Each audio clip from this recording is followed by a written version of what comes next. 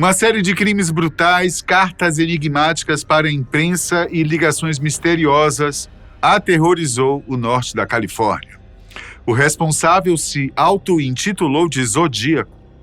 Das suas 37 vítimas reivindicadas, 7 foram confirmadas e 2 conseguiram sobreviver. Após os 5 crimes brutais, desapareceu sem deixar rastros. Agora, décadas depois dos acontecimentos, novas cartas com enigmas deixam a questão no ar. Seria possível que o Zodíaco estivesse de volta? Era dezembro de 1968 na Lake Herman Road, em Benícia, Califórnia. Os jovens David Faraday, de 17 anos, e Betty Lou Jensen, de 16, estavam estacionados no local que era conhecido como Lover's Lane e foram encontrados mortos a tiros horas depois. Nenhum suspeito de cometer o crime foi preso e nenhuma pista concreta foi encontrada pela polícia. 6 meses se passaram e o casal de jovens Michael McGill, de 19, e Darlene Ferrin, de 22, estavam no estacionamento do Blue Rock Springs, em Vallejo. Era o dia da independência americana, 4 de julho, e tiros ecoaram pelo local. Michael sobreviveu ao ataque, mas Darlene foi declarada morta ao chegar ao hospital da Fundação Kaiser. O assassino liga, então, para a polícia para confessar o crime e também menciona o caso de Lake Herman Road, o que faz David e Betty Lou serem o primeiro ataque atribuído ao Zodíaco. A operadora da central telefônica da polícia, Nancy Slover, é quem atende. Do outro lado da linha, um homem fala com voz firme. Quero informar um duplo assassinato. Se vocês andarem 1,5 km para leste na Columbus Parkway, em direção ao parque público, vão encontrar jovens em um carro marrom. Eles foram mortos com uma Luger 9mm. Eu também matei aqueles garotos do ano passado, adeus. A atendente não conseguiu tirar mais informações, pois ao tentar interrompê-lo, o homem apenas aumentou o tom de voz, encobrindo a dela. Nancy declarou que a voz parecia ser de um adulto e que ele não parou de falar enquanto não terminou sua declaração. O assassino do Zodíaco não sentia prazer apenas em matar suas vítimas. Ele queria crédito por suas mortes, queria aparecer e teve seu objetivo realizado. Durante os anos de 1969 a 74, pelo menos 21 cartas foram enviadas aos jornais e às autoridades. Algumas dessas contendo ameaças, outras com exigências. 4 das cartas eram códigos criptografados e desafiavam até os criptógrafos mais inteligentes. Tanto que das 4, ainda nos dias de hoje, apenas 2 foram desvendadas. Uma em 69 e outra recentemente, em 2020. Algumas começavam com um cabeçalho. Este é o Zodíaco falando, e continham símbolos como assinatura. Em 1º de agosto daquele ano, 3 jornais locais receberam suas primeiras cartas. Essas escritas por alguém que se intitulava como Zodíaco continham detalhes que apenas o assassino poderia saber, pois não haviam sido expostas ao público. Além dos símbolos e das ameaças nas cartas, ele exigia que suas mensagens fossem publicadas. Sua assinatura, um círculo com uma cruz, o símbolo do Zodíaco. No mês seguinte, a polícia ainda procurava o responsável. Era 27 de setembro e outro ataque brutal, dessa vez a faca. Ocorreu no Lago Berryessa, no condado de Napa, e foi atribuído ao Zodíaco. O assassino amarrou o casal e desenhou o símbolo da assinatura no carro das vítimas. Em um ato de provocação às autoridades, o assassino novamente ligou para a polícia, dando instruções precisas sobre onde encontrá-los. Brian Hartnell, de 20 anos, e Cecilia Shepard, de 22, não morreram no local.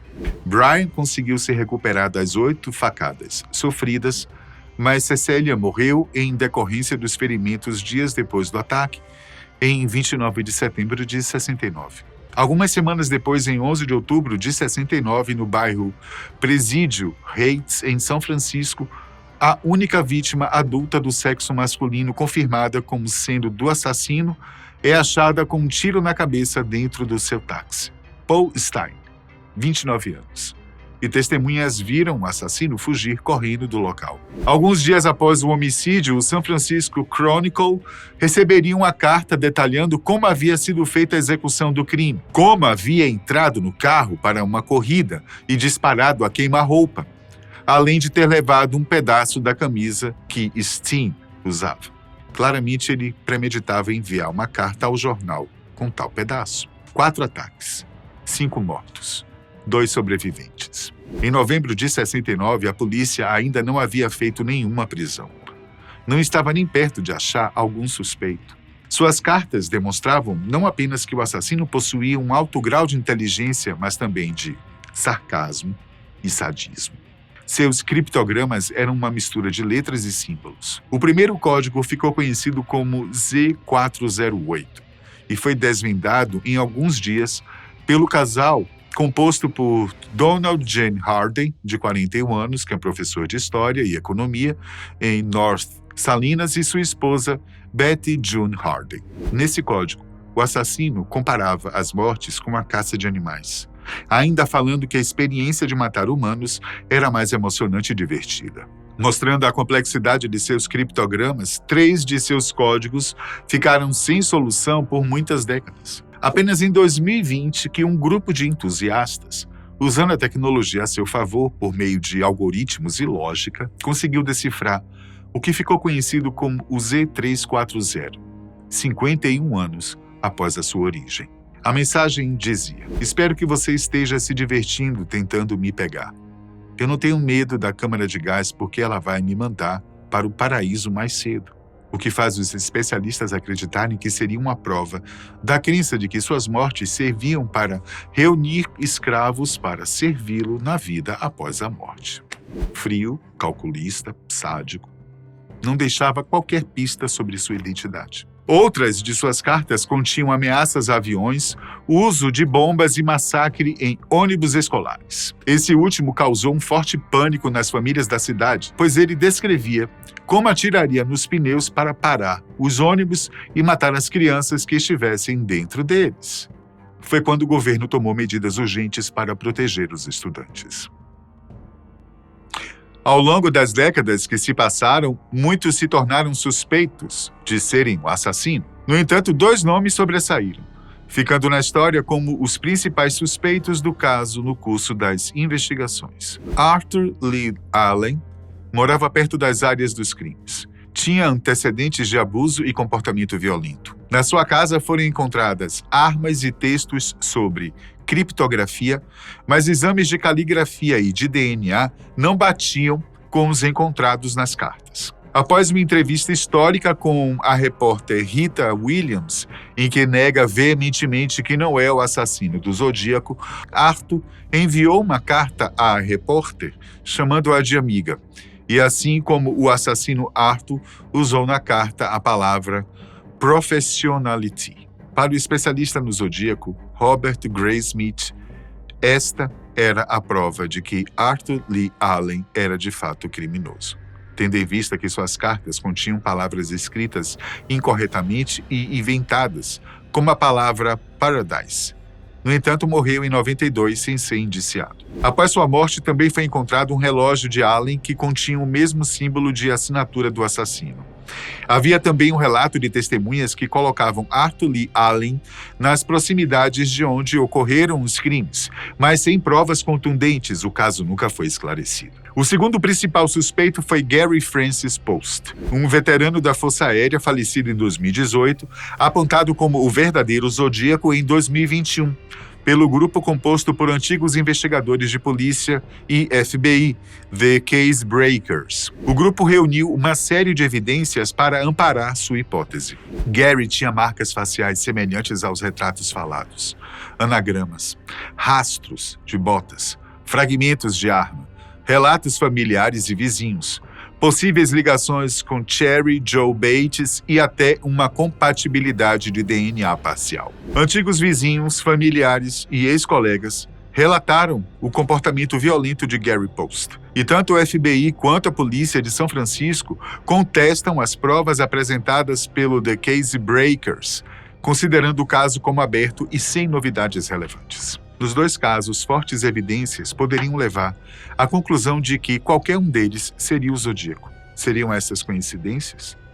Ou foram pistas ignoradas? Outros suspeitos também foram investigados, mas o caso permaneceu sem solução. Nos últimos anos, algo estranho começou a acontecer. Novas cartas começaram a surgir. Algumas sendo enviadas a jornais, outras publicadas em fóruns obscuros da internet. Todas contendo símbolos, estilo de escrita, erros ortográficos deliberados e linguagem parecidos com os do Zodíaco original. Os especialistas acreditam ser obra de imitadores. Mas e se o assassino original estiver usando de temas modernos, como a pandemia recente e crises sociais, para fazer ameaças? Ou até mesmo um cúmplice que queira se comunicar? Poderiam ser mensagens reais? Apesar dos sinais de copycats, alguns linguistas forenses não descartam existir a possibilidade destas cartas terem sido feitas em conexão com o autor original ou serem de pessoas que tinham tido acesso a seus pertences.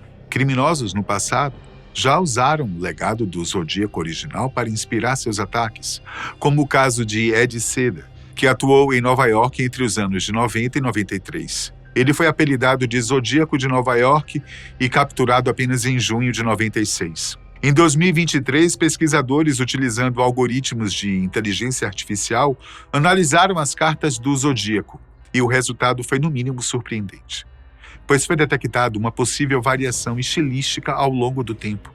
Isso sugere que o caso pode ser ainda mais complexo e incluir múltiplos autores para as mensagens, ou que o autor tenha feito manipulação intencional do estilo. Eita! Hoje vemos que o caso apresentava muitos empecilhos a serem resolvidos à época. A tecnologia forense ultrapassada, a falta de análises precisas de DNA, a falta de imagens de segurança, entre outros entraves, complicou as investigações. Com a tecnologia atual, puderam ser feitas novas análises do material coletado naquele tempo, inclusive de amostras de saliva presentes nas cartas. Essas permitiram ser feitos perfis genéticos do assassino, contudo apenas parciais. A ciência pode ter avançado, mas o tempo pode ter apagado vestígios que seriam cruciais para a resolução definitiva do caso. Devido ao forte impacto e do recente crescimento nas buscas por conteúdos voltados a crimes reais ou os true crimes, produções culturais foram feitas para analisar e destrinchar os assassinatos. Livros, documentários e até podcasts exploram obsessivamente cada detalhe.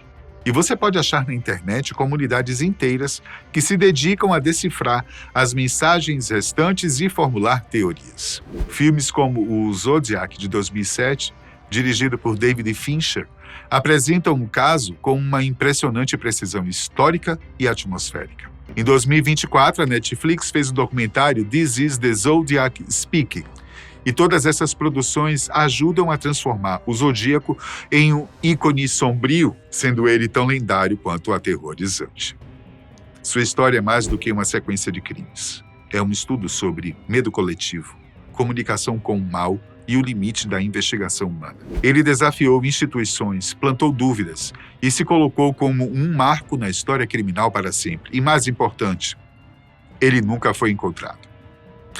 Apesar da ausência de novos assassinatos com padrões semelhantes, a presença de cartas, pistas e teorias alimenta a ideia de que o assassino nunca desapareceu completamente, seja ele um indivíduo ou um símbolo do medo coletivo.